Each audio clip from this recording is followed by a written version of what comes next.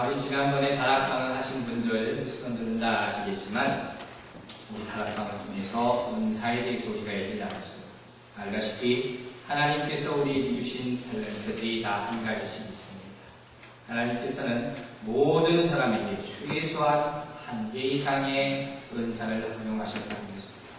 다 가진 사람도 없고 아무것도 가지지 못한 사람도 없습니다.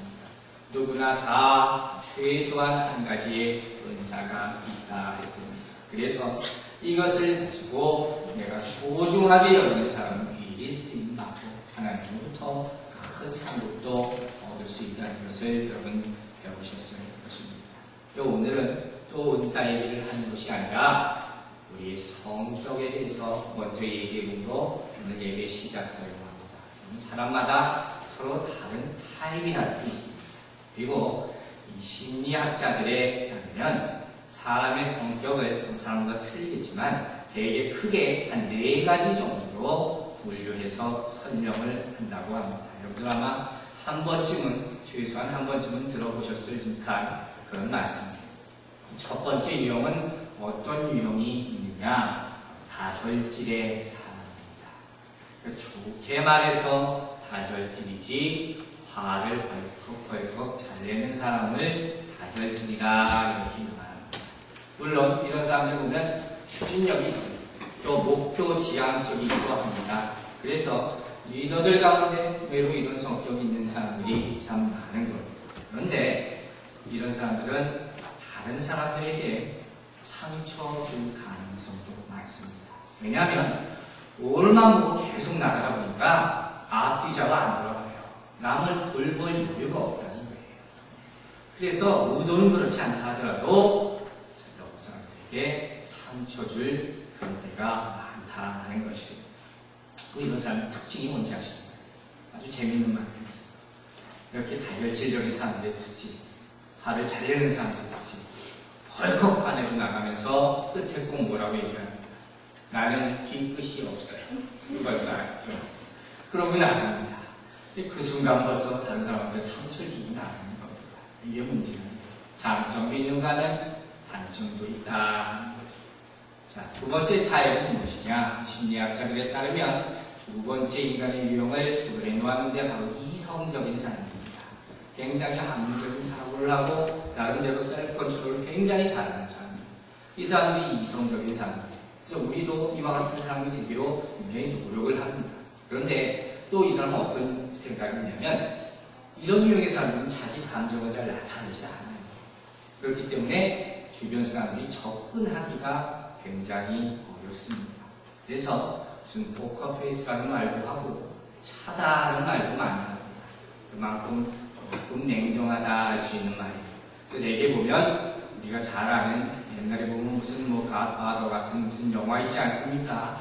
거기 나오는 베프 같은 사람들, 이런 사람들, CEO 중에 많은 사람들이 이와 같은 성격을 가지고 있다는 것입니다. 이게 좋은 점이 있겠죠. 이성적인 것. 그래도 이 사람들의 큰 결점은 하나 있다면 뭐냐면 뒤끝이 많다는 거예요. 복수하지 않습니다.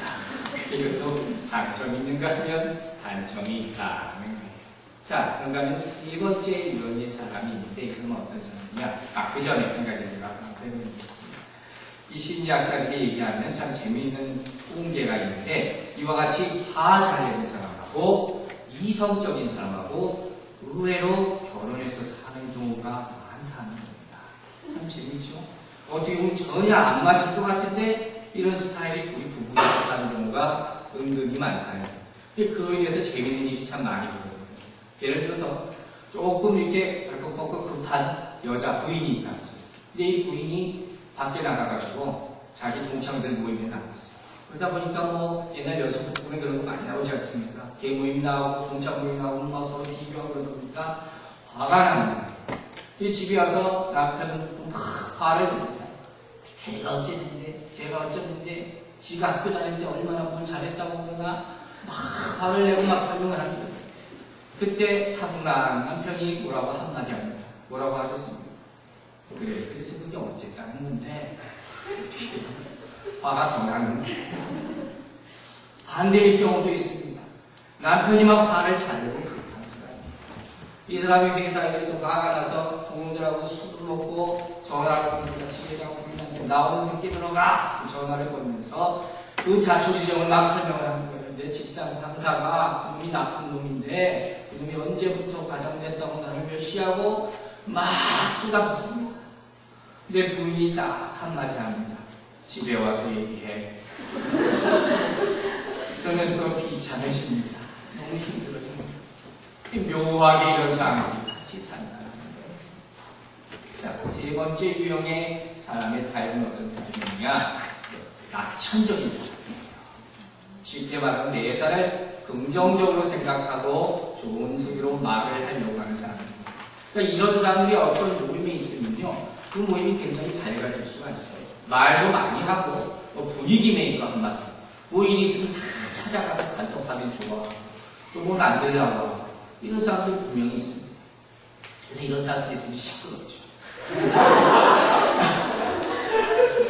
근데 문제는 뭐냐면 이런 사람들이 좋은 점이 있지만 단점이 보겠습니다. 일을 막 만들어 놓고 나 몰라라고 그냥 가버려요. 되게 남자들 분위기 만드는 사람들 있잖아요. 분위기 메이커. 술 먹자 하고 막 얘기합니다. 그거 다 먹고 집에 갈 때는 싹 안 보이는 거예요. 이런 사람들 분명히 있습니다. 장점이 있는가 하면 단점이 있다는 거예요. 또 마지막 한 가지 타입을 심리학자들이 뭐가 정리했냐면 감성적이라는 거예요. 우리가 모두 얘기하잖아요. 굉장히 멜랑콜리하다, 센티멘탈하다 이런 분들 많아요. 여기 보면 라면 끓여 먹고도 오늘같이 비 내리는 창문가에 서서 아름다운 잔에다가 커피 한 잔 멋있게 마시고 굉장히 감성적이고 여린 것 같고 이런 분들이 있습니다. 그래서 저거 보고 장가가기 전에 시집가기 전에는 다 반할 때도 많습니다. 그 좋은 점일 수도 있죠. 그러나 또 약점이 하나 있어요. 이런 사람들 보면 감정이 기복이 좀 심해요. 감성적이고 감사적이라는 것이 이게 나쁜 쪽으로 가면 감정이 없다면 굉장히 심하다. 주변에서 이 사람을 어떻게 대해야 되는지 감자기가 굉장히 어렵습니다. 의외로 또 이런 면도 있다. 제가 분석한 건 아니지만 이런 사람들이 의외로 각 잡는 거 아세요? 옷 같은 거 똑바로 딱 놓기를 좋아하고 각 잡고 이런 거 잘합니다.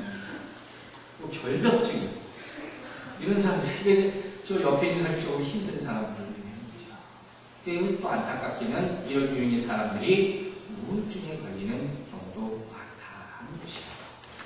근데 또 재미있는 것은요, 이런 낙천적인 사람하고 이런 감성적인 사람하고 같이 사는 경우가 또 많다는 거예요. 참 그래서 우리는 알 수가 없습니다. 그래서 또 어떤 재미있는 예가 있느냐, 아주 낙천적인 남편이 있어요. 회사에서 퇴근하고 집에 돌아오면서부터 이 사람은 어떻게 하겠습니까?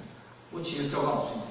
들어오면서 가방 던지고 신발을 던지고 넥타이 풀고 양말 하나 이쪽 양말 하나 저쪽 이렇게 되겠죠. 그러면 이 감성적인 부인은 졸졸졸졸 뒤를 따라가면서 양말 하나 짚고 이쪽 양말 짚고 따라가면서 어떻게 합니까? 그러면서 속으로 계속 부셔. 이게 또 이런 유형이야. 이게 다 맞을 수는 없지만 이와 같은 유형으로 우리 인간의 성격을 구별한다는 것입니다.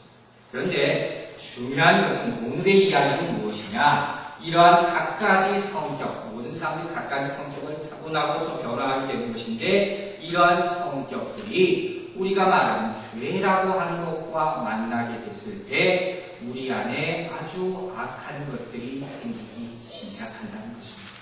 그리고 그것을 성경은 뭐라고 부르나 보겠습니다. 뭐라고 했어요? 쓴뿌리라 이렇게 부릅니다. 오늘 보면 15절을 보면 이 쓴뿌리라 하는 것이 얼마나 우리에게 나쁜 것인가 하는 것을 분명히 이야기해 주고 있습니다. 여러분 본문 15절 한번 펴서 함께 읽도록 하겠습니다. 시작. 너희는 돌아보아 하나님 은혜에 이르지 못하는 자가 있는지 두려워하고 또 쓴뿌리가 나서 괴롭게 하고 많은 사람이 이로 말미암아 고통을 입을까 두려워하고. 오늘은 제가 이렇게 간단히 정리해서 설명합니다. 먼저